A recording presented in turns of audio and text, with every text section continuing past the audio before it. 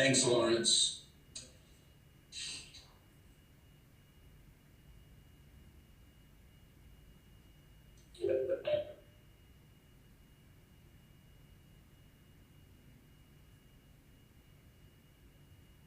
Chairman Miller, are you okay with me starting this off? Absolutely. Great. Thank you very much.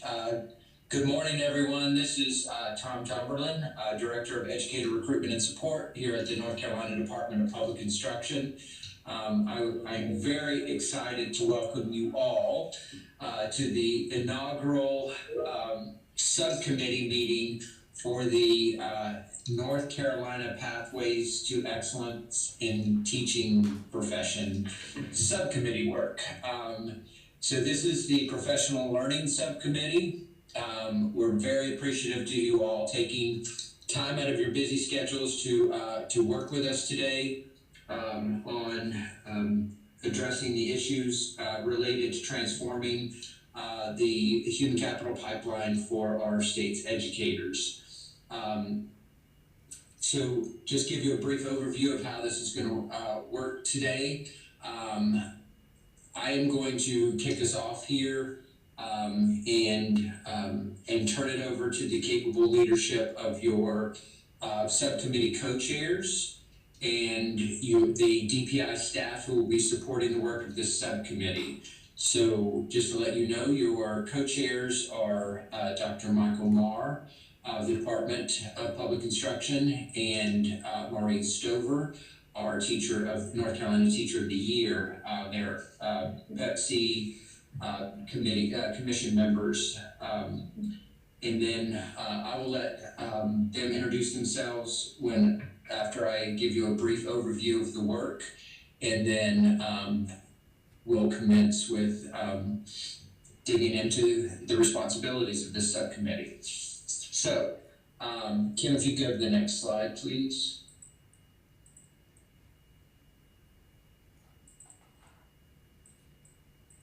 So the work of these subcommittees comes from the work of a group called the Human Capital Roundtable, and this was a coalition of various stakeholders from across the state connected to higher education, our community college systems, some educational nonprofits, folks at the department and State Board of Education members, as well as the Chairman Miller from PEPSC.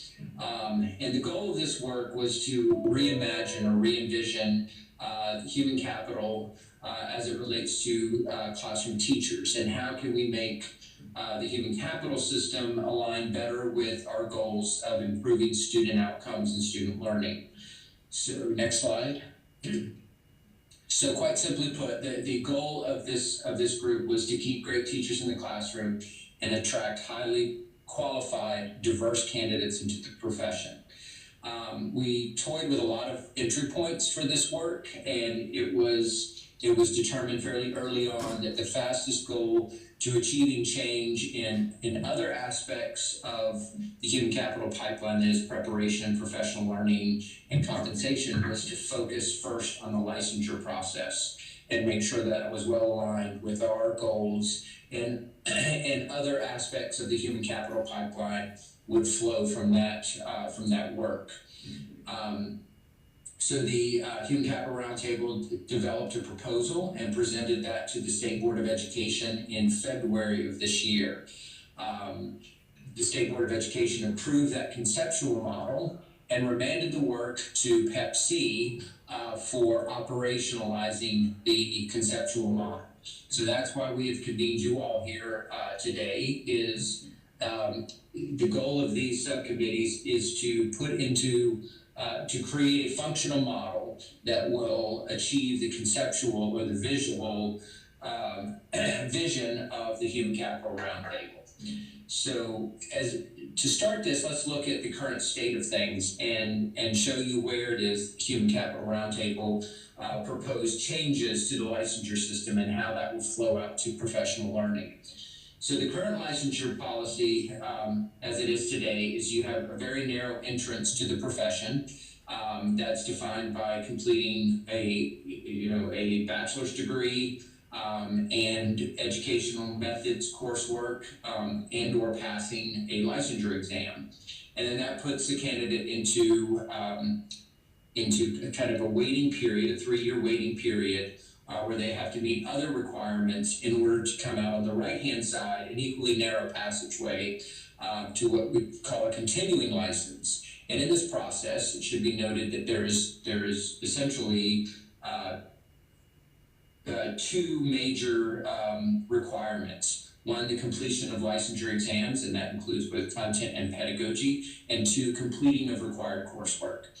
In this process, the effectiveness of the candidate is in no way considered as in terms of moving through that process.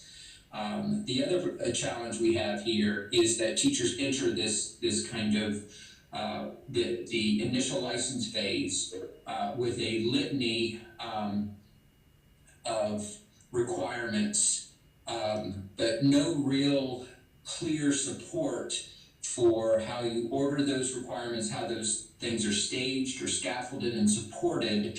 And so teachers wander around in this, what I would refer to as this wasteland of initial licensure without clear direction. Additionally, there aren't clear off-ramps for teachers that indicate to them early on that they're not meeting those requirements. And then additionally, there are extended opportunities to stay in the system due to extensions, other license opportunities that keep the teachers kind of wandering around without the support. We give them more time, but we don't give them better opportunity and better support for meeting those requirements. And so this is one of the issues that we're trying to address. And how do we address that? Next slide, please. So the proposal of the Human Capital Roundtable was to expand that entryway, so make it much less narrow. Can we consider other levels of achievement or of preparation other than our traditional ways of thinking to expand that pipeline? And so can we think about teachers who have an associate's degree or have completed coursework towards a bachelor's degree and bring them into the system? If we're going to widen that gate, then it's necessary that we do a better job at scaffolding that progression through that initial phase.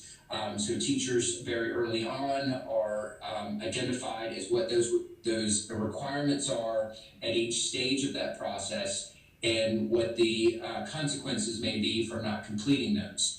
Now, when I say consequences, I want to be sure the need for an exit ramps is present. We need to let teachers know that they're either meeting or not meeting the requirements. But when I say that, that also should be interpreted as providing those teachers with support that they currently don't have and multiple opportunities to demonstrate that effectiveness, and not just restricting it to a licensure exam, for instance. So through this model, teachers would start moving through this process, and teachers who are not demonstrating their effectiveness or their mastery over the content and pedagogy will have opportunities to exit the system. And on the other side, we want to have multiple measures of effectiveness that allow us to be confident that those teachers coming out on the other side, on the right-hand side here, to a continuing license are effective teachers and are prepared for the role of classroom teaching.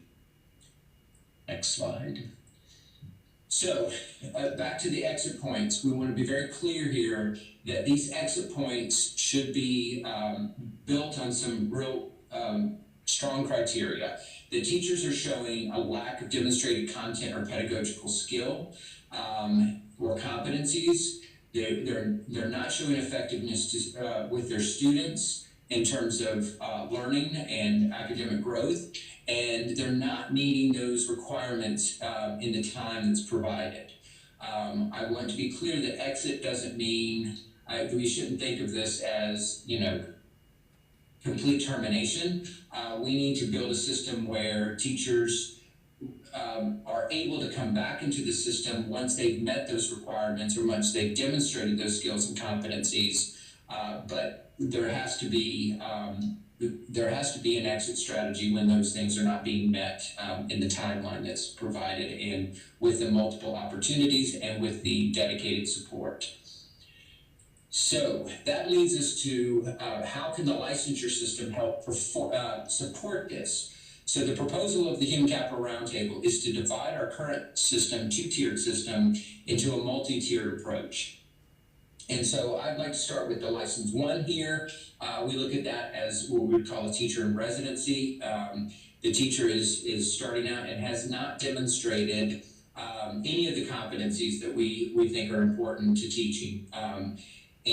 But the teacher holds the necessary degree or has industry standard, met some industry certification if it's a CTE license. So once a teacher has met one of the two requirements, that is content or pedagogy, that teacher would move into the license 2 phase. And so we want to be very clear that we would scaffold this to where the teacher has the requirement for the teacher is to meet one of those two things. And so there's a clear expectation and we have clear guidance on how one meets that expectation. So it could be passing a required assessment.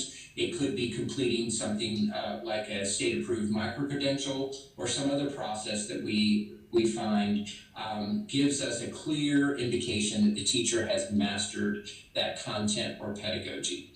And then once a teacher meets that, they move into license 3, and that the teacher demonstrates mastery of content and pedagogy. So they've met both requirements now.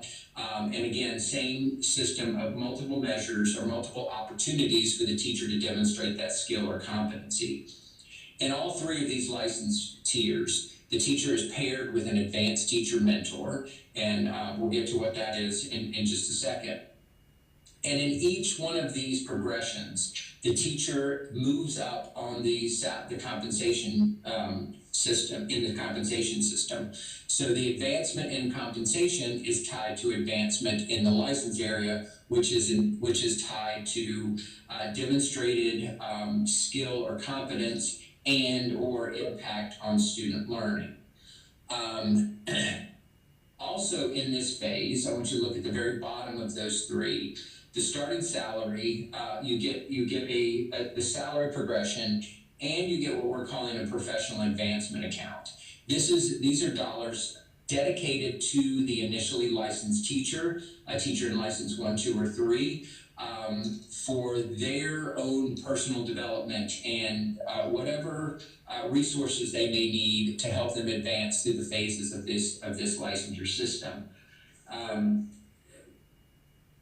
They are also paired with an advanced mentor teacher, and that gets us to license 4. Once a teacher has demonstrated effective teaching, and again, this would be through multiple measures of effectiveness, for 3 out of the 5 years, then that teacher would be granted the license 4, and this is comparable to our continuing license today.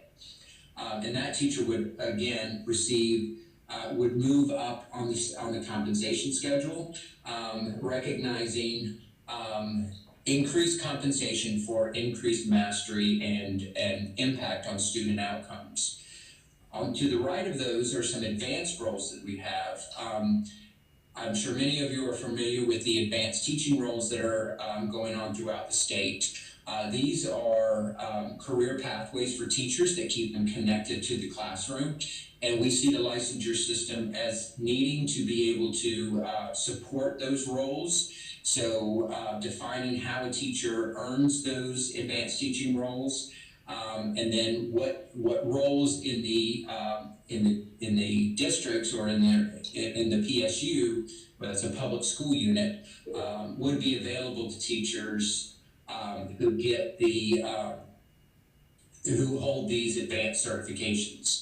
And we've distinguished these between classroom excellence, teachers who show extraordinary impact on student learning, and adult leadership. These teachers not only have shown impact on student learning, but they've shown themselves to be effective with helping other adults grow and learn and build their capacity. And so this licensure system that to date has been a 2-tiered licensure system is now expanded to support multiple levels, multiple progression through the compensation system, and to allow for career advancement of our teachers. So one thing I want to point out to you really quick is that EPP star on the top of License 3. One thing that's very important to the Human Capital Roundtable is the recognition that our North Carolina EPPs do a tremendous job in preparing our teachers on day one for the rigors of classroom instruction.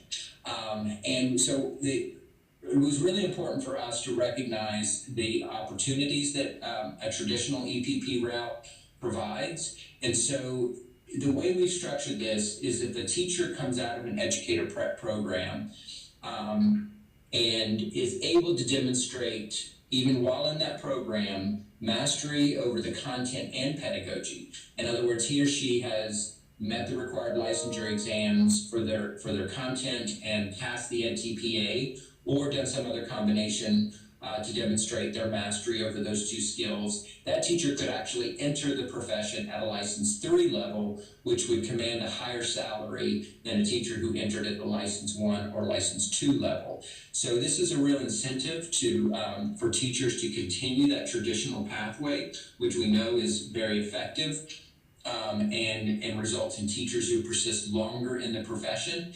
It doesn't disadvantage anybody who doesn't go through a traditional EPP. It's just recognizing that that opportunity is there for them to advance quicker in the progression if they can master those skills pre-service. One other thing I want to point out to you is if you go back to the left-hand side, a learning permit. This is where we talked about perhaps capturing teachers that have candidates who have an associate's degree or have completed work towards a bachelor's but haven't quite earned the bachelor's. This would allow them to come in to the system and to be a part of the licensure system. We're very clear here that we're not recommending that they be teachers of record. They would be working with a co-teacher under the supervision of that co-teacher. So if you want to think about it in terms of our current TA to teacher program, this just formalizes that into the licensure system. We would think that we would want to see them licensed and have a clear pathway to achieving full licensure in the state. But we also recognize that there are some TAs that just want to be TAs, and so we can have that classified position, but we also wanted to build out this certified position with a clear dedicated pathway. So the next few slides, 8, 9, and 10, this is just another representation of that progression. You can see we started it from the learning permit, and the idea here is the progression through the licensure system is based on demonstrated competency and skill and or impact on student learning and not on inputs. And that's one of the basic tenets of this, of the Human Capital Roundtable's vision, is that we rely more on outcomes in constructing this model, and we become less concerned about what those inputs are. We want to see the results. We don't want to look at just the things that somebody might have done, or the opportunities somebody might have availed themselves of. It's really the impact on students and that mastery of skills and competencies that are driving this model. Slide 11, Kim.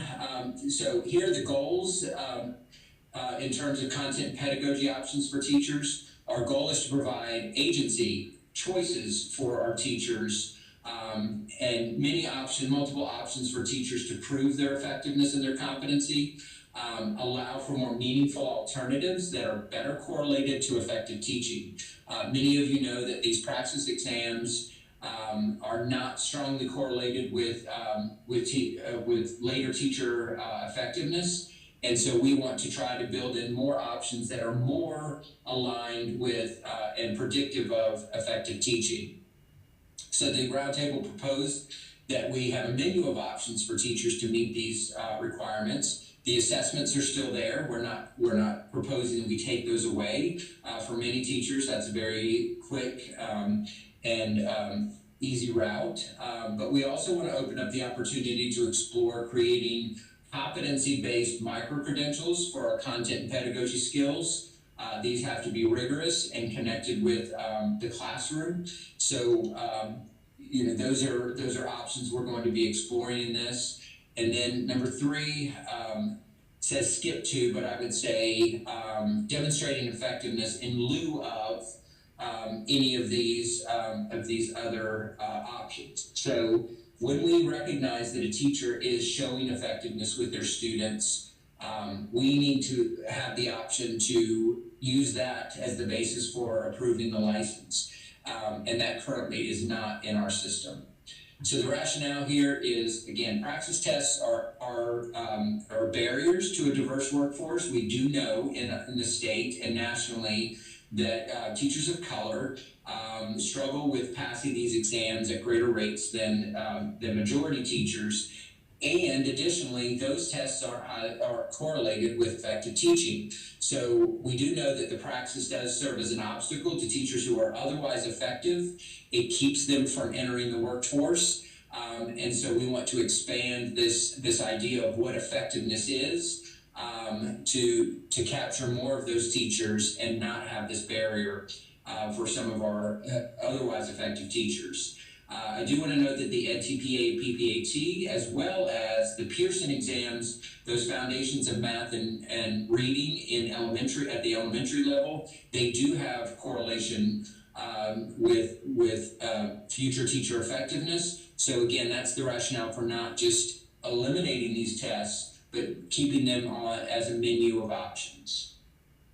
So the work of the roundtable, the subcommittees, will be to explore what those other options are available. And I'm going to pause just for a second because I see a question. I would like to be clear, level 1 and 2 teachers could spend 3 years in that level 1-2 role and have positive P12 scores, noting them as effective and move to license 4. Is that correct?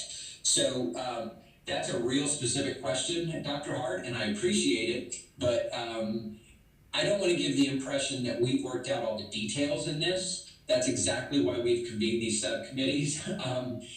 This is not necessarily a question for your subcommittee, but for the licensure subcommittee, we will have to answer that question. What do those timelines look like? And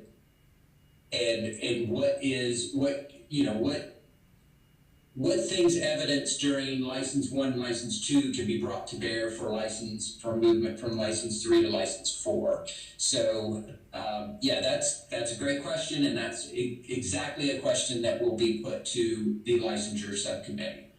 Question about starting salary for license 1 through 3. Would license 1 salary be aligned with currently initial?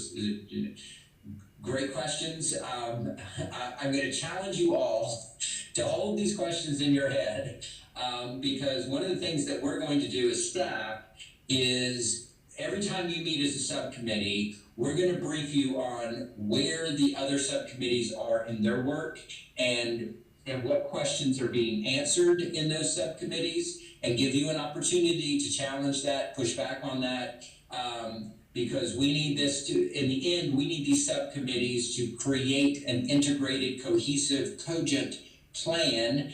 And if you're all working in isolation, there's a danger that won't, these different recommendations won't articulate well. So that's the job of DPI staff, is to make sure that your outcomes are all coming together to create this cohesive system, and that we don't have 4 separate systems. So these are great questions. I definitely want you to keep asking these types of questions. But as of right now, I can't answer questions about how this is going to specifically work, because that work hasn't been done yet.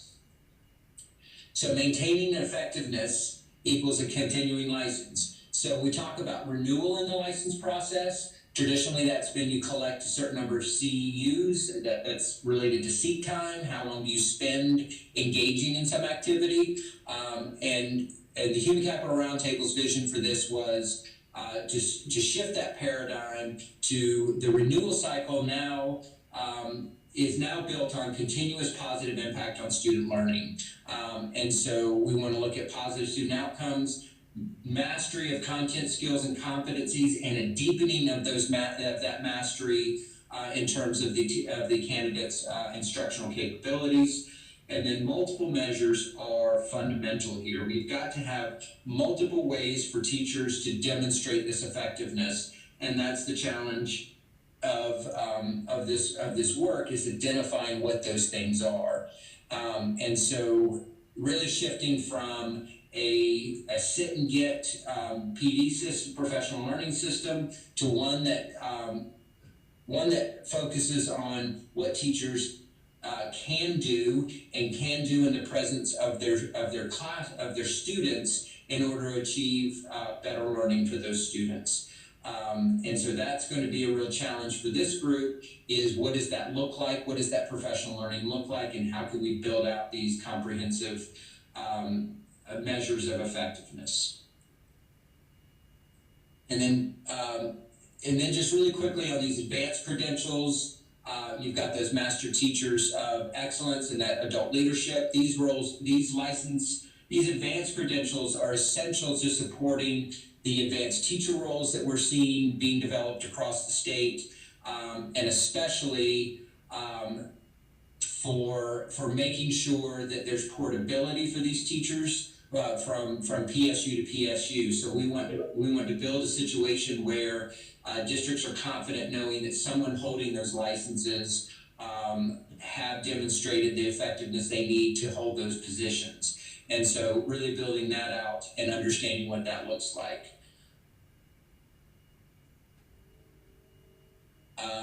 And then just want to respond to this question in the chat. Yes, we're going to have opportunities. Kim Evans is going to talk to you about how we're managing all this work. And I do think it's a SharePoint site that we're going to use. But you as team members will have access to the work of all the other groups. You'll be able to look at that and see what direction they're heading. We will brief you on that. We're going to do everything we possibly can do to make sure you are as well informed about everything that's going on with this work as you can be, because that's the only way you're going to be able to make really good decisions about the work in front of you, the professional learning piece. And then the vision is that North Carolina wins. The Human Capital Roundtable really believes that this type of model and this type of approach will restore the respect to the teaching profession that it deserves. It's built on student outcomes. It's strongly connected with demonstration of skills and competencies that are important rather than inputs.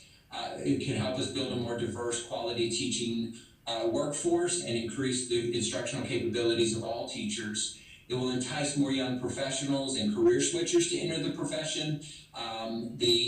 The attractiveness of the profession is that you can advance yourself more quickly by demonstrated skill and competency rather than a slow systematic, every year you get a small bump in salary. It invests in teachers, students, in the North Carolina economy in general. And if we can bring this together, which I'm confident we can, we would be the first in the nation to innovate in this way.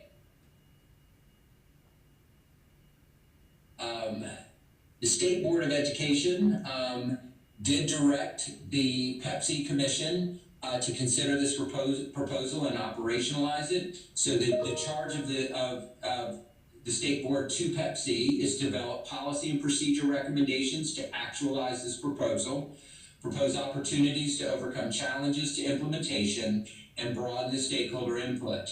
And that third bullet is why you are all here. This is not something that was developed in a back room somewhere that we're getting, ready to impose on everybody. It was a concept, it was a vision, it was an idea. You as experts in the field and education are here to, help us bring this plan to a workable model. And just to cover this last bit, there are 4 subcommittees, and I just want to make sure that you understand how the work is being divided up. We have advancement and development, and that actually is this subcommittee. So we've called it, I started out calling it professional learning. That's what we called it in the beginning. Your facilitator, Dr. Robert Sachs, has really pushed us to think about this differently. And so this subcommittee will be known as Advancement and Development. There is also a Preparation and Entry Committee. Let me go back to Advancement and Development. Your co-chairs are Dr. Marr and Maureen Stover, and I'm getting ready to end my segment here and turn it over to them. And then there's Preparation and Entry, how we prepare our teachers and how they move into employment in North Carolina public schools. That committee is chaired by Dr. Ann Bullock and Dr. Wesley Wood. Is that correct, Kim? Preparation and Entry is Dr. Van Dempsey and Dr. Hank Wade. Well, I missed it on both counts. All right, Dr. Van Dempsey and Dr. Hank Weddington. Licensure, I think this is the one that I was thinking of. Yeah. That's Ann Bullock and Dr. Wesley Wood. Is that correct? Yes, that's right. And then we have Budget and Compensation, and that's co-chaired by Dr. Anthony Graham and Dr. Aaron Fleming. Excellent. And so those are the four major subcommittees. And at this time, Kim, who am I turning this over to? Dr. Sachs? Dr. Sachs. Yes, I'm ready. Okay, Kim, are you able to hear me? Yes. Okay, awesome.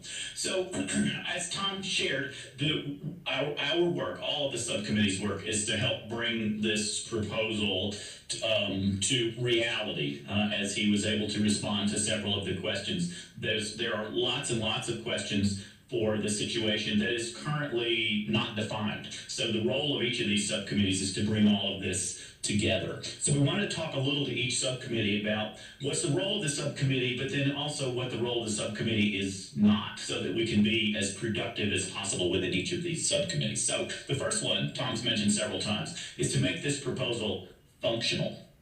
As we're doing that within each of our subcommittees, we want to work on staying focused on the area of work that is our subcommittee's area of work. Now, we recognize that within that, we're going to generate questions that are really critical for other subcommittees. And someone already proposed in the chat that we need a mechanism to capture those so that as one subcommittee learns or surfaces questions that would be beneficial to another subcommittee, we can transfer those over so they can be considered and processed. Kim will share some communication bits near the end of our presentation today to talk about how we'll do that and keep everybody aware. But we recognize there's rich opportunity within the individual lanes of this subcommittee work, but also across each of those four subcommittees. We also recognize that within this work, we're going to identify challenges, roadblocks, things that seem to be in the way. But in order to move this forward, when we find those challenges, we also need to figure out what are the proposed solutions. How can we get around, over, or under those things? Are they procedural things that can be solved with communication, or are they policy things that are going to require some discussion or conversation or communication with the board and or legislators to think about what are the things that might be in the way of this work? And then finally, as we're doing this work, just to continue asking, and then what, and then what, and then what, so that we can kind of move this work forward. What we're not looking to do is reinvent the proposal. The pieces, the framework that Tom has already described, that framework is established. We're trying to help give it functionality. We also don't want to spend a great deal of time within our subcommittee working on the work of other subcommittees, because we run the risk of creating divergent paths, where if we try to solve the problems that licensure is trying to address or that budget and compensation is trying to address, without communication there, we'll create situations where we're not moving the whole process forward. We don't want to just surface a lot of obstacles and barriers and come to the conclusion that it's impossible. We need to identify the barriers to things that are in the way. We need to work to move those out of the way. And again, whether that's communication or changes to policy or communication with legislators to figure out how we can get legislation and laws adjusted or clarified so that they allow for this comprehensive shift to occur. And then we also don't want to just agree without exhaustive consideration. Sometimes when folks are working on really challenging problems, we can get to a place of the frustration, or when we're ready to just say, fine, move on. We need to ask those questions, and then what, and then what, and then what? Because if we just give up and just say we're going to move on, we may move forward without having resolved an issue in the past. So as we do that work, we will continue to work both within our subcommittees, but also to communicate across the lines of those subcommittees. And then Kim, if you'll shift to the next slide, I want to talk a little bit about some agreements that I think it's going to require in order for us to accomplish this. So in order to do this work, we want to talk a little bit about kind of how it's structured. So the work of the subcommittee is led by the interests and needs of North Carolina's students and educators. So it's the work of the teachers and the outcomes and the outputs of the constituents with whom they work, the students themselves. So as we're doing that work, the subcommittees will collaborate and work to achieve consensus on their final proposals and recognize that unambiguous agreement on all details will not be achievable. So consensus is a situation where all opinions are heard and the will of the group is evident. So we will make sure as we're moving through processes and making decisions that we create some structures around doing that so everyone understands when we're moving forward with a decision. All opinions in this process are valued. Each of you brings your own unique perspectives from your history, from your background, and from your specific roles. With that in mind, we realize there may be different directions in seeing particular things. So as we're doing that, we just want to communicate in ways that don't diminish the opinions of other folks in the room. This is a diverse collection of perspectives intentionally to surface all of those during our work on this subcommittee. We also want to make sure that we're sharing time to talk and not dominating the conversation. Now, because this is a diverse group, we also recognize there are some folks that are more or less comfortable interjecting ideas or opinions. So as we're doing that, as the facilitator, one of my challenges will be to make sure that I am thinking about how meetings and communications are structured to invite those more quiet members to share their ideas and to make sure that we're collecting and getting all ideas involved. So we'll have some structures for doing that when meetings are in real time like this one. We'll try to build some ways to accomplish that. We also may, between meetings, create some communications or collect information so that everyone has an opportunity to share their ideas. We want to make sure that as we're talking, we're speaking in as precisely as possible to help folks understand what we're trying to describe. As we bring our individual perspectives to this, depending on your work, we may have particular vocabulary we use in our own kind of slice of the education world. So we want to make sure that we're communicating in ways that are clear to others so that everybody understands what we're suggesting and what we're recommending. It's also important to recognize that we're each fully engaged in this work, and when we are in meetings, in order for this work to move forward, if we can just invite everyone to give full time while we're in our meetings to the work, to the processes, to help move it forward. But also, this work will not be successful if it only occurs while these real-time meetings are happening. There will be a substantive amount of work, process, and communication and information in between meetings that will help everything move forward. And as we do that work between meetings, a portion of these real-time meetings will actually be to update on progress, but then also we'll close our real-time meetings with some agreements on what we know folks have acknowledged and committed to do between the meeting that is ending and the next meeting that will occur. Next slide, Kim. So, as we think about this work, the subcommittees will be developing recommendations to operationalize the licensure system overall in each of the lanes of their individual work. And our lane, as Tom mentioned, is advancement and development. Now, I want to address something. In the initial communications, we referred to this subcommittee as professional learning, and it's quite fine if we use the term professional learning interchangeably with advancement and development when we're having informal conversations around this work.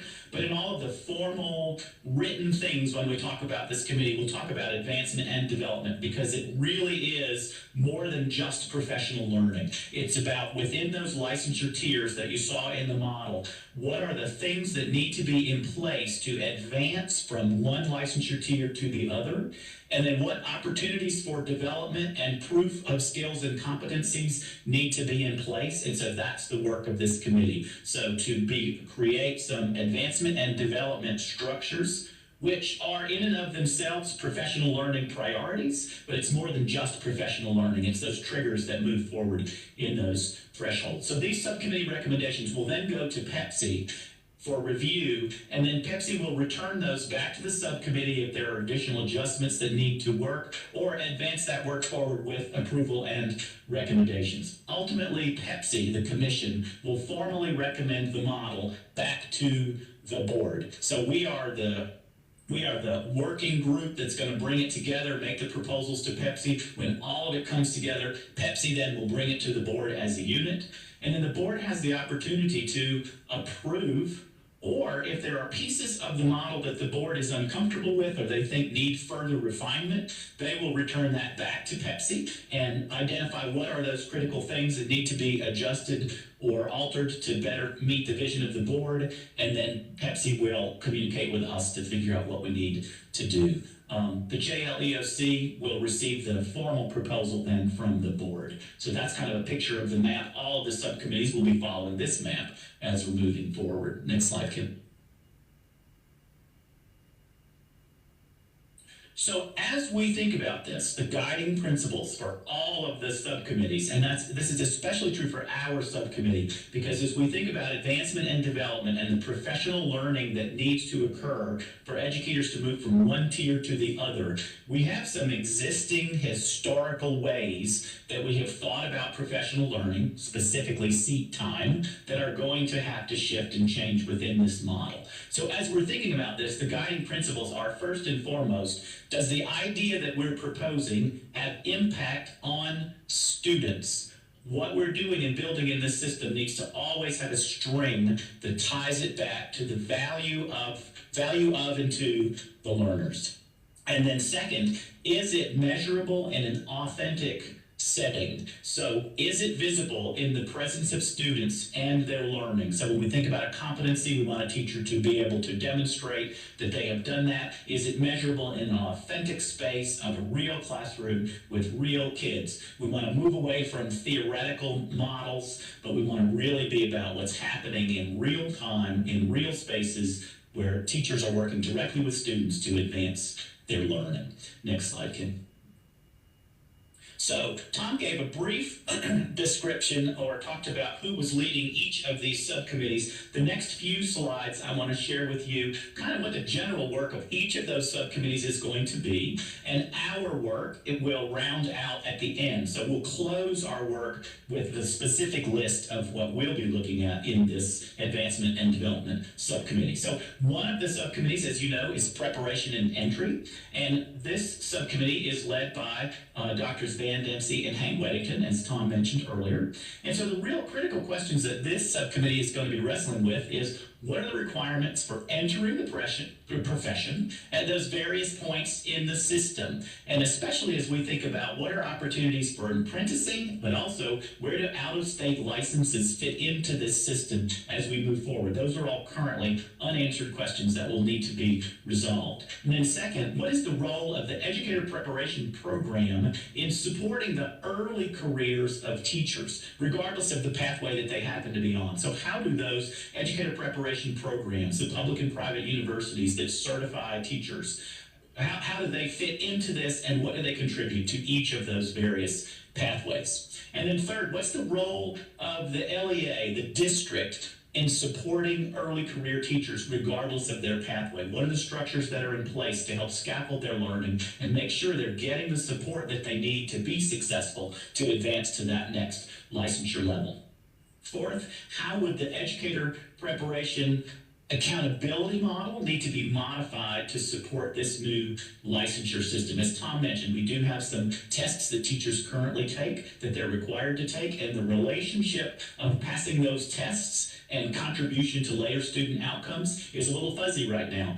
What are things that we need to do to be confident that what we're asking teachers to do is really making a difference ultimately for the students that they teach? And then finally, of the big questions for preparation and entry, how would the beginning teacher support program need to be modified to support this new licensure system? As Tom mentioned, there are beginning teacher things identified for them to do, but there's some ambiguity in that. And as we move towards more specificity, there is a requirement for beginning teacher support to occur. So are there adjustments, changes, or levels of specificity that need to become a part of that? So those are the big 5 questions that preparation and entry are going to be guided by as they do that work. Now, as you can imagine, there are hundreds of little questions underneath each of these 5 questions. So let's move to the next one, licensure, Kim, if you don't mind, and we'll talk about there. So licensure has kind of 3 big overarching guiding questions as they think about this work. So the first is, what are the measures that satisfy advancement through these system tiers? And this is a place where the licensure subcommittee and our subcommittee may actually be passing questions back and forth to one another, because there is some intersection of their first question with ours. As we're thinking about what is the learning, what are the things teachers need to learn and be able to do as they move from a lower tier to a higher tier in the licensure system. We want to think of some of those things kind of from a content perspective. What's the difference in what a teacher knows and is able to do for the first tier, the second tier, and the third tier? And that's going to inform some of the discussions that we have and the recommendations that we make about the specific things we think teachers should learn and what should guide any credentialing processes that we may build in place. But ultimately, the licensure folks need to determine whether those measures are appropriate to move them forward in the system. So that's the big overarching question. Another one, which came up in the chat bar earlier today, what's the length of allowable time within each licensure tier? I think, as you can already imagine, there are licensure tiers that are of limited time. You need to learn what you need to learn to get out of that one and move to the next one. But where is the point at which that licensure tier is a reasonable tier for the teacher to be in that for the duration of a 30-year career? So how long can a person be in tier 1, 2, 3 before there's recognition that to move this teacher forward, they really need to learn some new things or demonstrate some new things? What's the push that's going to be required? So setting those time lengths is going to be an important part for the licensure subcommittee. And then third big question for the licensure committee, what are the rules or expectations when a candidate fails to meet the requirements within each tier? If a candidate gets to the point that they're not able to meet the expectations to move up to the next tier, how do they have a pathway where they know that I can no longer continue to teach because I have exhausted the amount of time I have to learn in this space for this license? But then how do we communicate to them, and what are their requirements so they can come back into the system should they want to take on whatever it is they need to learn and do in order to re-enter the system and move forward? So related to that is, what are the required time periods for reapplication to enter this system to move forward again? So while there's only 3 questions, big questions for the licensure folks, again, remember, there are hundreds of tinier questions beneath each of these. So Kim, let's move forward to the Budget and Compensation Committee. And Budget and Compensation Committee is led by Drs. Graham and Dr. Fleming. And as they think about this work, and again, these are hot topics, this has already come up in the chat bar earlier today, what are the appropriate salaries for each of these tiers of the license? So what's the salary for an apprentice? How does that salary shift and change as the apprentice moves up to the next level? And finally, through license level 4, what are the appropriate incremental salary levels for each of these licenses? And then what are the salaries for positions that use license 4 to advance? Tom didn't talk a lot about this, but there is a line in the model between license 1, 2, and 3, and across that line are these advanced license levels in 4. So one of the things that is going to have to be determined is what are the triggers for those licensed 4 teachers that allow them to receive additional compensation, where prior to level 4, the advancement in salary is directly related to the license. Once a teacher achieves a level 4 license, those additional salary bumps are directly related to the specific position in which the teacher is employed. So identifying those is going to be a big question for this Budget and Compensation Committee. Also, and again, this came up in the chat bar earlier, what are the hold harmless provisions that are going to be necessary to make sure we don't create a tiered licensure system that causes some of our teachers who have an existing license. So our current teachers who are on an existing license, when they shift into this tiered licensure system, we don't want to create something that negatively impacts the salary of any educators. So what are some hold harmless provisions we need to consider to make sure no teacher in the early transition to this new licensure system has a salary level that goes backwards? Their kind of third big question is, how are the out-of-state candidates integrated into this new system? So this is again connected to one of the previous subcommittee questions that we had, but we've got to think about a teacher that comes to North Carolina from another state that has a different licensure process. Where do they fit logically into this, and how do we create clear entry points for those out-of-state folks? And then finally, what's the cost of this proposal from the Office of State Board Management? So the professional advancements accounts that Tom talked about, that will be cash reserves for each educator in their licensed within their license tier to acquire, purchase, get access to the professional learning that they need to advance their license. That's going to come at a cost, and we're going to need to identify what those costs are so that we can make recommendations and requests to the legislature about what kind of state budgeting requirements will need to be in place for this robust licensure system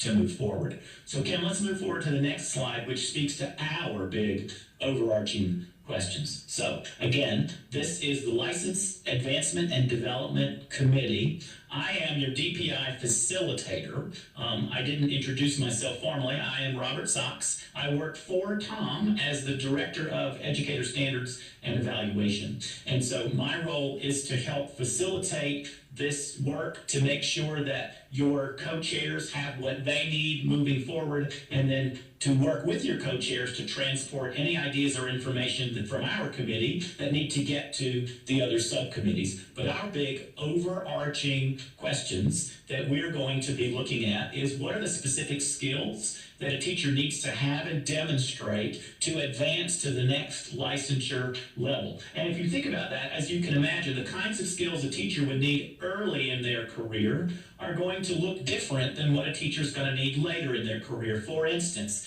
in an early shift from a lower licensure level, classroom management might be a really critical thing that we want teachers to demonstrate that they have a strong hold over. However, when we get to the higher tiers in level 4, classroom management, it should be assumed and presumed that it exists. But some of those level 4 roles are about working with other adults. So understanding adult learning and how to move adults forward in changing their practices and reflecting on their work and challenging their own personal biases and beliefs. That is a level of learning or something that a teacher in the level 4 license may need to demonstrate in order to move to the license level and one of the positions that is supporting the other adult learners in a school building. So those are very different, and we'll want to make sure that we're making recommendations about the clusters of skills and abilities and how they look different across each of these licensure levels. And so our second big question is, how and from whom might teachers develop these new skills and competencies? We have an existing structure that we're all familiar with, which is the mentor structure that we have in place for new teachers. So thinking about that has some relationship to this, but this may open up new models for how teachers receive some support for others to develop those skills. And then our third big question is, how might teachers confirm that they have acquired those necessary skills? Someone could go to a cooking class and learn all of the techniques for making blueberry pancakes, But you can't say that the teacher knows how to make blueberry pancakes until they have actually successfully made some blueberry pancakes. So we've got to think about what are those things that teachers do to show they know how to do. And this is where we're going to push up against some historical beliefs and thoughts about professional learning. In North Carolina, and I would say nationally, professional learning gives credit for participation. We're moving to a model where our professional learning and what it takes to move forward is going to be about giving credit and acknowledging proficiency. So we're moving from participation to proof. And this, as Tom mentioned, is going to be a huge paradigm shift. So our subcommittee has to think about what those kinds of things for demonstrating those skills might look like. If you think about that one, in order to demonstrate skills, there needs to be some other external set of eyes that says, yes, those skills are appropriate. Yes, those are blueberry pancakes. Yes, those blueberry pancakes taste delicious. So our fourth overarching question is who should or could or would verify the acquisition of those skills and competencies? Are we building a model where we identify structures where each individual district could look at and taste those blueberry pancakes? Do we need to have, in addition to or in lieu of district level work on that DPI would have some department or group that identifies, verifies, and tastes those blueberry pancakes? Do we need to identify an external vendor that has some process by which they're able to look at and verify and taste those blueberry pancakes? Or is it some combination of all three of those? So our fourth big question is, who should be the individual or entity that says, yes, this teacher has been successful and they're ready to move forward or learn new things? Our fifth overarching question is, what is the relationship of the North Carolina Professional Teaching Standards and NESAs to this work? Many of you already are aware that we have an evaluation system that is predicated on the assumption that it is supporting teachers in formative ways throughout the year and measuring teachers in summative ways at the end based on the data that is collected. Now, what that looks like may vary from district to district or school to school, but fundamentally, the design of our system expects that most of the year is on formative support of educators to work through and develop those professional teaching standard skills that are articulated in the rubric, and then finally measuring those at the end. So if these are the skills and expectations of teachers in North Carolina, there must be some direct intersection of those with this tiered licensure process. So we need to begin to think about that so we can communicate very clearly, both from the licensure side of things, but also as folks from the department present information about NESAs, we want to also bookend that information so that it's clear in future presentations about evaluation processes. And then our final overarching question is, how does this model affect the ways that teachers are receiving support from others? Teachers are scaffolded and formatively supported by a variety of individuals in their building. The principal, first and foremost, is expected to be providing that formative feedback through the observation process. The newest teachers in their careers are receiving support from mentors, and in schools where there are robust teacher leadership models, we know we have teachers who are providing additional support to the other educators in that building. So how do the roles of the principals, the mentors, and the other teacher leaders, how might they shift, change, be more formally supported, or provided scaffolding or direction from this model? So those are the big overarching questions for our subcommittee. And Kim, in just a moment, is going to share some information kind of about our housekeeping and our communications, but I want to open it up to Michael Marr and Maureen Stover, just to see if there's anything that you as the co-chairs want to say or share with this committee before we shift to and talk about our communication process. And before I open the floor to that, I do want to say today's meeting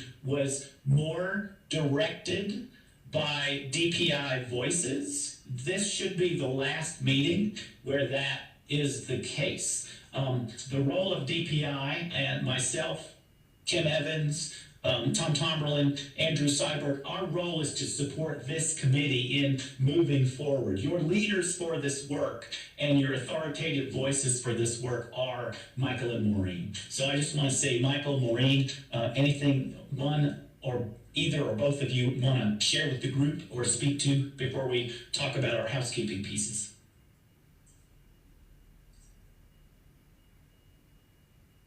Yeah, thank you so much, Dr. Oh, sorry, go ahead, Michael. No, go ahead. I'm waiting. So thank you so much, Michael and Dr. Sachs. So just wanted to say thank you to everyone who volunteered to be on this subcommittee. This is such important work.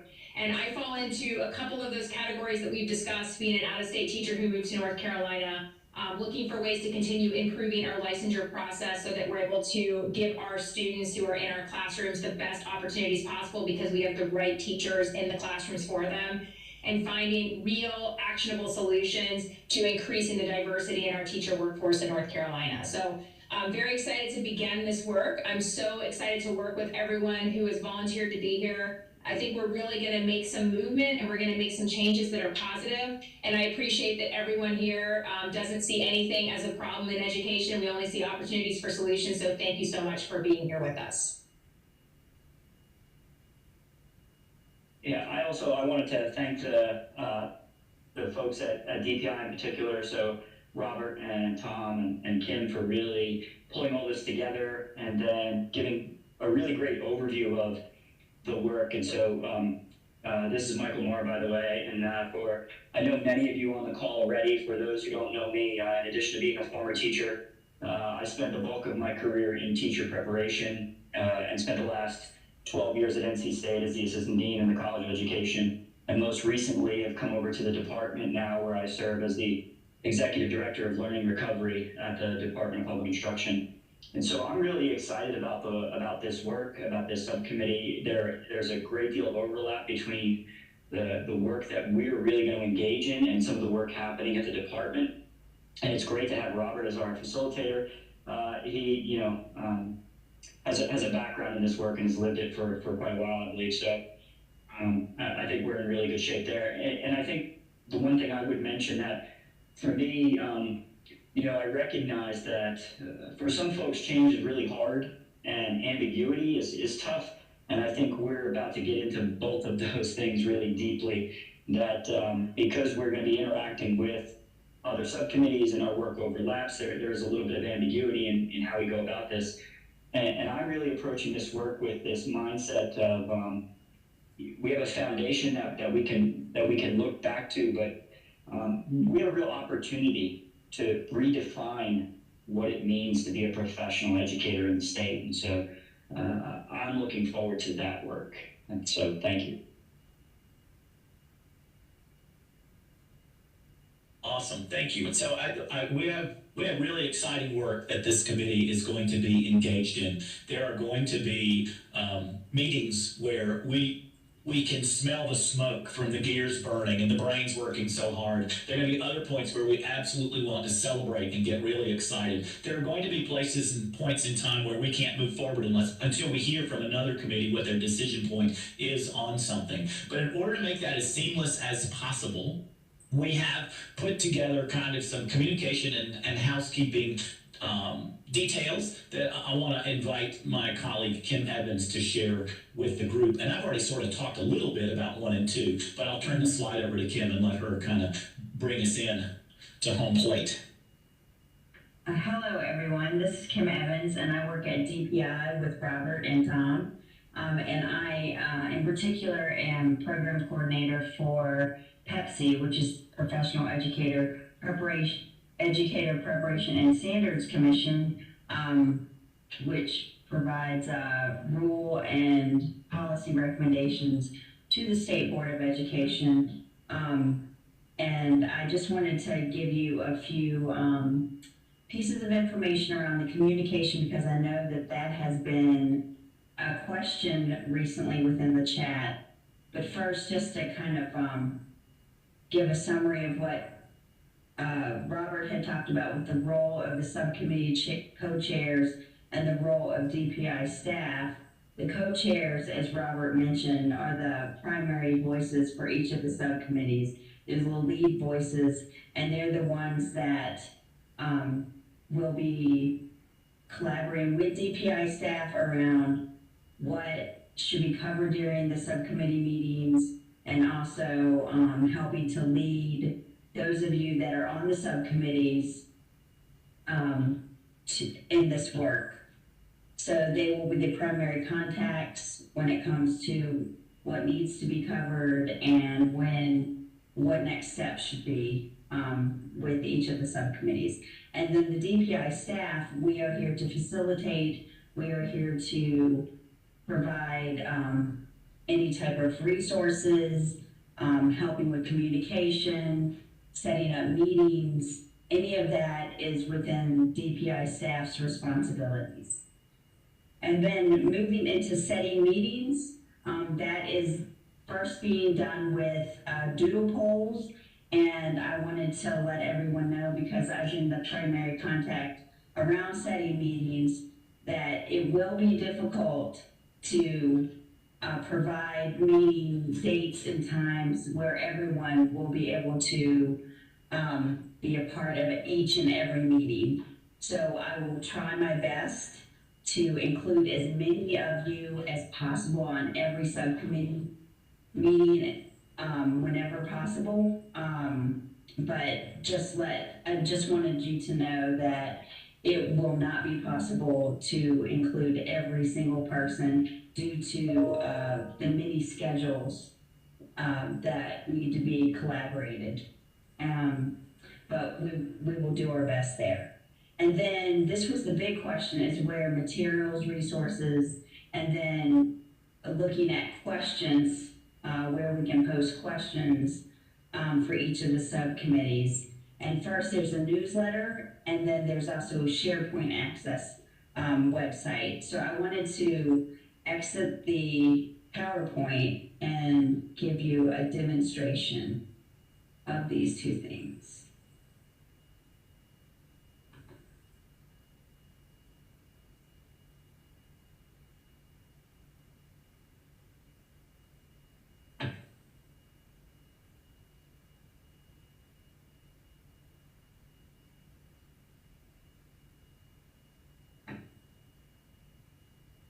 So first I'm going to the SharePoint site, and I wanted to let everyone know that at the end of the meeting, or soon after the meeting, I will be sending invitations to be a part of the SharePoint site, but I wanted to give you a little tour of it before you get that access. So if you click on Documents at the top of the page, you will see that there will be 4 folders, one for each of the subcommittees, and we'll go into advancement and development, but you will have access to be able to go through all of the subcommittee folders so that you can see what is going on within each subcommittee. So you'll see within your subcommittee folder that there's a dated folder, and that will be present for each meeting date. And if you click on that, you'll see some of the information from today's meeting. So this is the PowerPoint, and then this is the one-page newsletter that I sent right before the meeting, and I wanted to explore this just a little bit. So as you can see, it has the name of your subcommittee, and PEPSC, which is the name of the commission, the date of your subcommittee meeting, and then your co-chair names. And then you'll always have a meeting agenda on the left-hand side, and this time around there was an introduction. So a lot of times this will be more general information that will come directly from what will be covered during the meeting agenda. And then the backside today, because we had not already had a meeting, is a meeting preview, and this lays out the questions that Robert went over that will be covered during your subcommittee's work areas. And then towards the bottom, this talks about the communication piece. and that I'll be emailing you an invitation to access this site after the meeting. So those are the types of things that will be within the newsletter. You will, once we start getting more into the work, I will start adding on the back side more things from your co-chairs around accomplishments and next steps, around the work of the subcommittee. So that backside will be much more focused around the co-chairs and their thoughts and the work itself.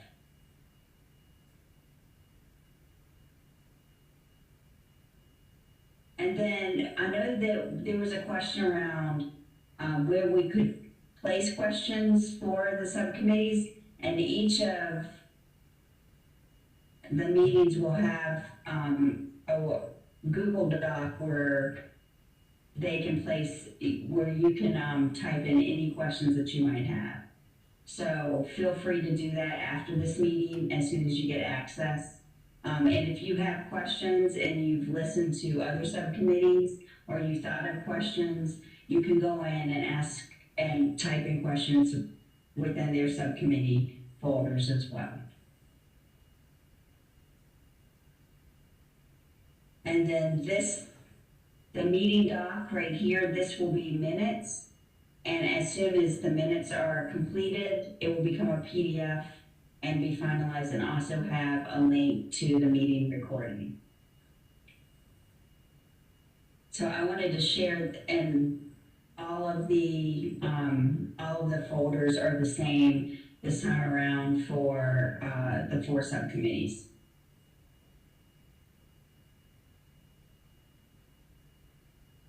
Are there any questions about the SharePoint site?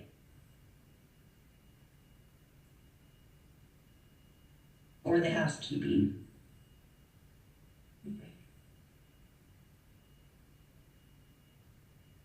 Well, I wanted to open it. I'm sorry. This is Melissa Julie. I just have a question following up on the question I posed in the chat earlier about like a parking lot for questions. And it didn't appear to me, and maybe I'm not sure, but that we aren't able to like add or edit anything in those. Yes, so you would be able to. So if you go to documents and each of the meeting folders, there is a question doc. But it's editable? Yes, so I'm going to give you editing access. Okay, Yes. thank you. Yes. The other thing, this is Robert, the other thing we want to think about as a subcommittee, and Michael and Maureen, the 3 of us, let's talk about what's the best way to do this. What we want to make sure that we're doing is if there are questions that arise from our subcommittees, we want to have a really strong structured way to get those questions well articulated to those other subcommittees that might need to answer those. So these question documents are absolutely available to put things in, and upon reflection, different members of our subcommittee may want to go in and pose questions in some of these documents, the questions documents from the other subcommittees.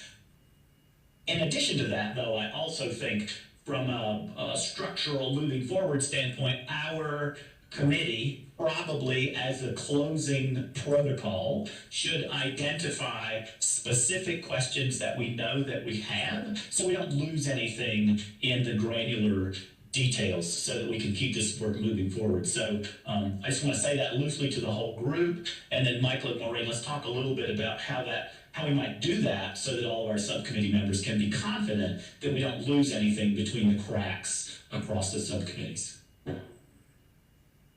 For instance, one of the things that I did is I just copied the chat bar, which I'm going to save over here, and then I'm going to share that with Kim so that we can make sure even if we just paste it in our questions place, there were 2 questions here that are really important that need to get answered at some point in the future that other subcommittees need to do, and I don't want to forget them. So I copied them and grabbed them so that we could do that. And I expect these 2 questions are the beginning of a large collection of bigger questions. It would also be, I would also like it to be protocol that if you do ask a question, if you could identify yourself, and I don't know if that's what you were saying earlier, Robert, or not. But it would be nice, especially if we need clarification around that question, or you're asking it to a different subcommittee in case the subcommittee co-chairs need to come to you and ask more questions around that. For clarification, that would be great if we could also know who's asking those questions. Yeah, and I think that's really necessary because a question that's been posed without a source for where the question came from becomes impossible to provide the answer back to who asked it.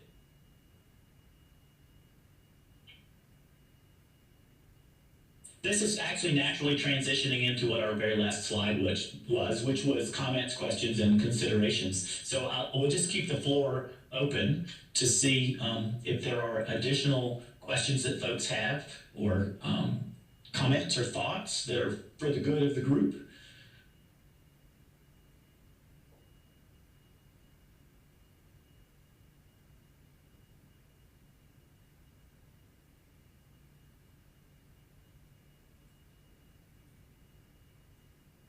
Robert, this is Jill Kamnitz. One suggestion that I might have, and I may have missed this, is there a list somewhere of our subcommittee? I'd love to have a better feel, because I don't know everyone. I'd love to have a better feel for who my partners are going to be in this work. Sure, I know that list exists. I will ask Kim, do we currently have that in a place that this subcommittee has access to it? And if not, where will that be so we can see? Because I think it'd be helpful for us to know who's on our subcommittee as well as whose voices are contributing to the other subcommittees' work. Jill, I'll make sure to add that to the SharePoint site. Sure.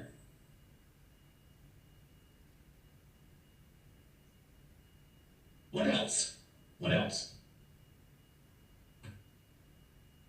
Good morning. At this current time, will all subcommittee meetings continue to be virtual? Yes, at this time they will be.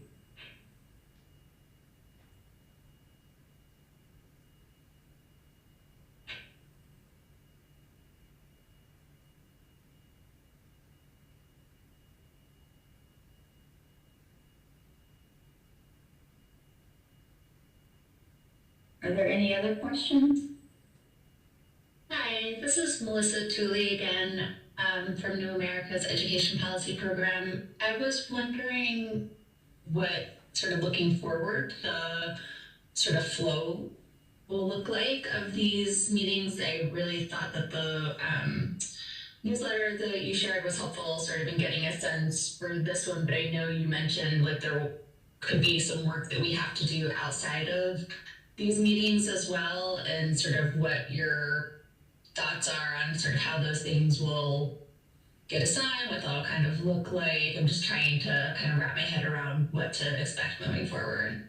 So that's a good question, Melissa. And I'm going to throw out an idea that I have, and I'm going to seek forgiveness from Michael and Maureen before I move forward. But so here's an example of something that occurs to me that this group's going to need to think about. So remember, one of our early questions was, what are the sets of skills that people need to move from one licensure level to another? Because a teacher early in this process might need classroom management. A teacher higher up in the license structure, way up there in 4, who is supporting other adults, might need things in adult learning. So a way to generate the brainstormed list of what the collection of those skills might be could be to create a Google Doc or a survey of some kind and send it out to all members of our subcommittee that says, what are some things that teachers in their first 3 years of teaching learn on the job? The college says they're ready to learn it, but there's certain things they really need to be doing the work in order to really get good at it. And again, classroom management is one of those things. If we set something out with a series of questions that then also ask, what's a teacher who's been teaching for 30 years? What are the things that they do learn and grow when they're working with their colleagues in their professional learning communities? And so could we spark the ideas of this entire group by asking that question in a little simple 3 to 5 to 7 questions, something you could do quick while you're on a coffee break. And then Michael and Maureen and I would come together and we would code or compile that and say, say, this group has brainstormed these ideas of things teachers need to know, be able to do, and show that they can do as they move forward in their career, in a 30 to 40 year teaching career, so that this group doesn't have to come together and use our 1 hour, 2 hour meeting time to do the brainstorming. So right off the top of my head, Melissa, that's an example of the kind of thing that could be a work task that would get to you in your inbox, in your email.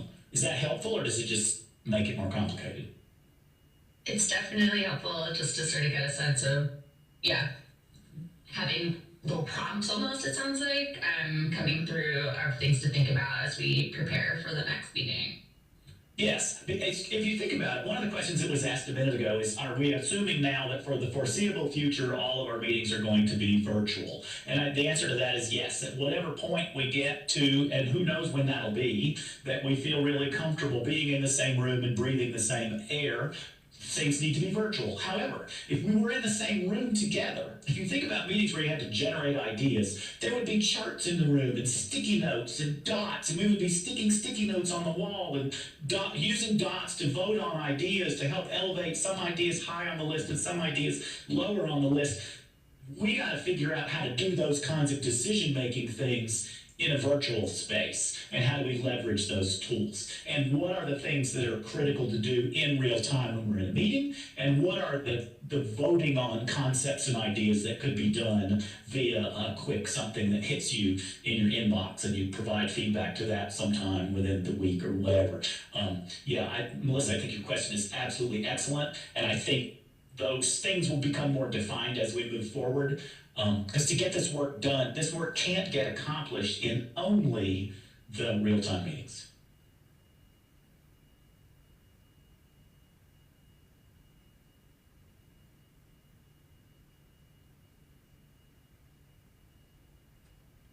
And as folks are thinking, in case a couple of other questions come up before we do wrap things up, I just want to reiterate that as a facilitator, as the DPI facilitator, I welcome any communications or questions as we're moving forward. I think Michael and Maureen would probably agree. I'm speaking for them when I say that. But I just would say my email address, will make sure that it's visible and available for you. So if, as we're moving forward, you have a clarifying question, or you want to know more, or you have a need for information, just reach out. Let me know via email. I'm happy. I want to make sure that we all feel well connected, not only the work of our own subcommittee, but also that we feel confident that our work is moving in the same general direction of the other subcommittees. So whatever we can do to help connect those things together.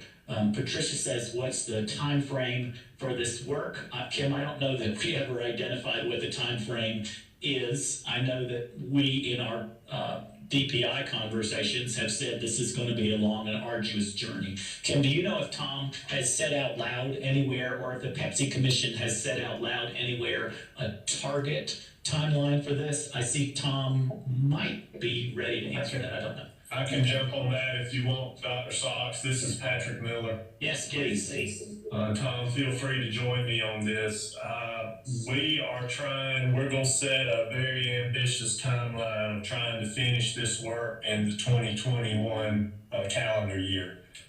The target is, hopefully we'll have something, some sort of proposal to send to PEPSC in January. For them to consider. It'll take a month or two to get it out of PEPSC, then it will go to the state board for a first reading, and then hopefully a second reading, which that process between PEPSC and the state board would take about 4 months, and then that would allow something to be ready for the General Assembly to consider when they convene for the short session in May of 2022.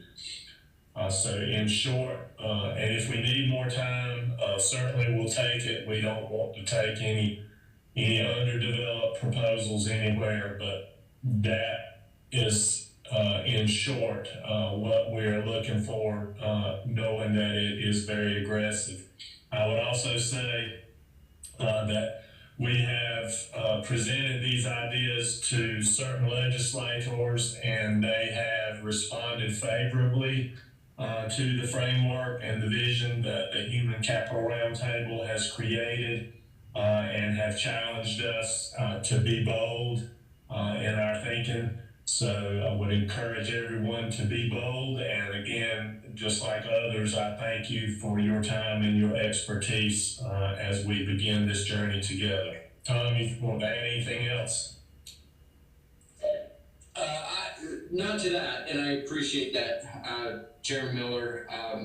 I think the task is to do this quickly and well. So those are really hard to do simultaneously. But I think that's exactly why you all have been selected to serve on these subcommittees. I do want to respond to the question about virtual meetings. By design, there is broad representation across the state because of your unique experiences and what you can bring to this work. That presents a challenge to us in a physical convening. We do not have dedicated funds to support travel for the work of any of these subgroups. That may change as time moves on and we get into a new fiscal year and budgets come out. But at this point, I don't think that we would be in the position. We can't anticipate right now a physical meeting of folks on this. And so I think, Melissa, the recommendation of us reaching out to RTI to think of ways to do this work really well virtually is very much appreciated. And I will definitely be in touch with our colleagues represented here on that front. What we really want to do is in these meetings, we're leveraging your brain power. We don't expect you to chart this out or visualize this or represent it in any way. That is the work of the department, and we will do all we can to bring your great ideas into a really well organized visualization so that you can respond to that. So I hope that helps. And if anything about the face-to-face meeting ability of us to meet face-to-face changes, we will let you know. But I think we have to consider this virtually until we get direction otherwise.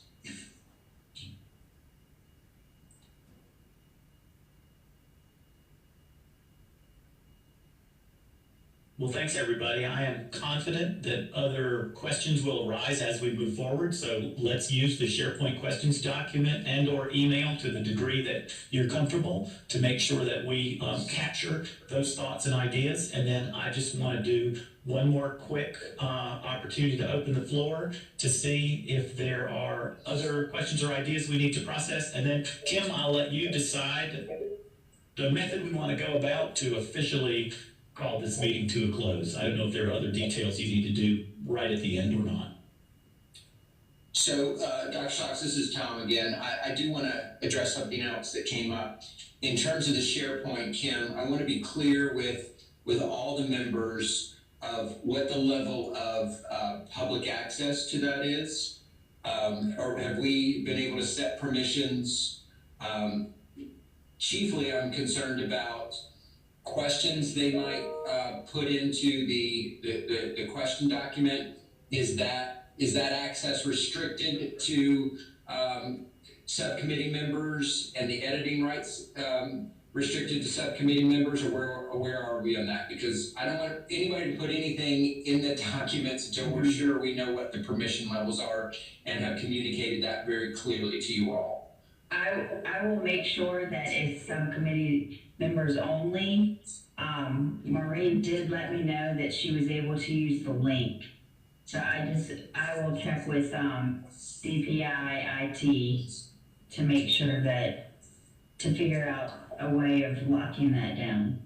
All right, so folks, I just want to let everybody on the call know, be very judicious in what you write in any of these documents or in these folders.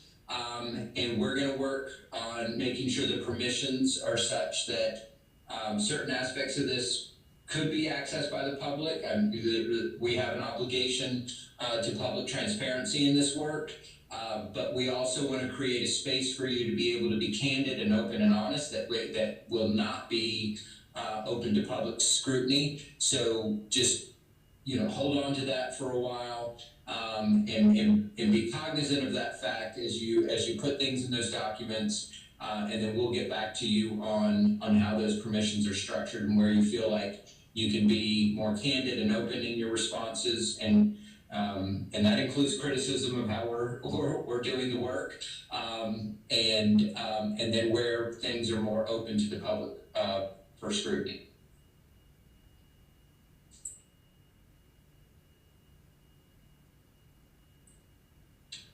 So Maureen and Michael, do you have anything else that you would like to say? Otherwise, we are good to end our meeting. No, just thanks for all the work. Yeah, thank you for all the work. We appreciate everyone. Yeah, Michael and Maureen, do we want to practice a kind of formal adjournment to this meeting? Like, a lot of the work we're going to be doing is getting, making a motion, getting a second. I don't know if you want to go ahead and do the adjournment in that manner. We can absolutely do that. Can I get a motion to adjourn the meeting? So moved. When you say so moved, since we're not in a group setting where we're all sitting there, if you could just say your name too, that way we make sure we get that in the minutes. Gregory Monroe, so moved. So is motion by Dr. Monroe. Can we get a second, please? Second, Don Phipps. Great, thank you. So we have a second. All those in favor, please say yay. Any opposed? Yay. Yay. Yay. Yay. Yay. Any opposed? Motion carries. We are adjourned at 11:31 a.m.